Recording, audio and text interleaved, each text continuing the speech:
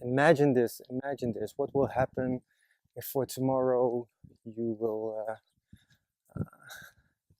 give you a raise for, let's say, 100% of your current salary or your current income, 100% increase. And also, you have to work 50% less of the hours that you're not working. Wouldn't that be great? Yes, it would be great, of course.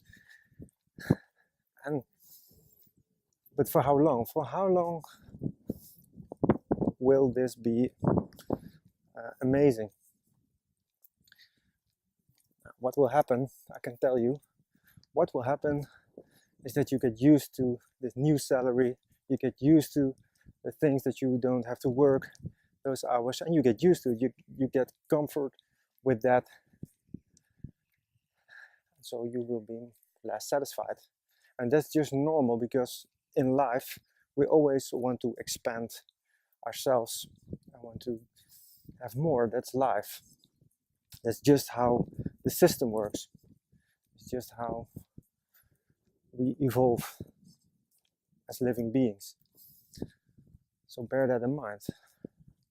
And the only way to escape that is to get geographical, financial, and time freedom.